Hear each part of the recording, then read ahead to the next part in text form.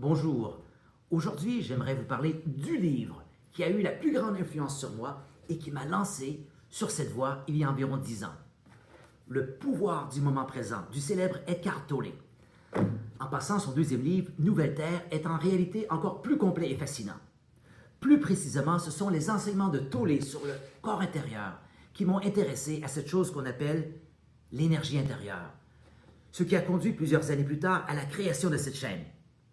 Je me souviens, je lisais Le pouvoir du moment présent et, si vous l'avez lu, vous savez que ce n'est pas juste un livre, c'est en fait un portail, n'est-ce pas?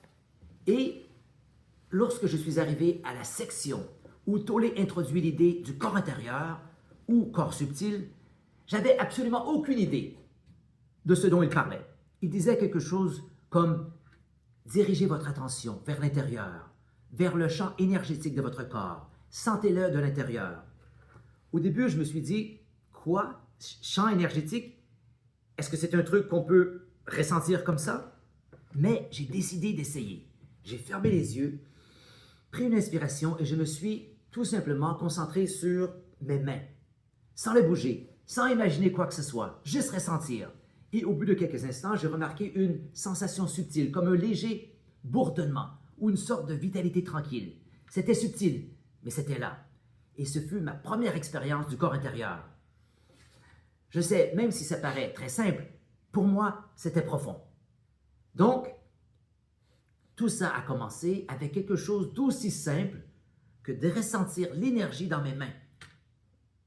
En fait, j'étais déjà intéressé par la philosophie et spiritualité orientale avant de découvrir Tolle, mais je n'avais jamais entendu parler du corps intérieur. Et ayant reçu une instruction chrétienne, je voyais le corps avec méfiance. Selon cette tradition, le corps est un lieu de tentation, de désir et de péché. Oui, le corps fait partie de la création divine, mais c'est quelque chose qu'il faut discipliner ou transcender plutôt que d'explorer comme un chemin spirituel. Évidemment, pour Tolle, le corps n'est pas simplement la chair, c'est la présence, c'est un portail vers la présence, ou ce qu'il appelle l'être. Donc, en dirigeant notre attention vers l'intérieur et en ressentant le champ énergétique subtil du corps, on s'éveille à l'instant présent et on se connecte directement au divin. Le corps est perçu comme sacré, si je peux dire, parce qu'il nous enracine dans notre conscience spirituelle. Donc, l'expérience du corps intérieur est directe et personnelle. Il n'y a aucun intermédiaire, aucun système de croyance requis. C'est une pratique d'immobilité intérieure, de présence et de conscience énergétique.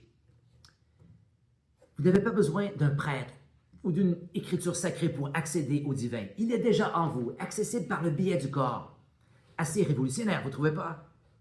Autrement dit, c'est ça, la magie de l'enseignement de Tolle. Il ne vous demande pas de croire en quoi que ce soit. Il vous demande simplement de prêter attention, de tourner votre attention vers l'intérieur et de découvrir ce qui a toujours été là.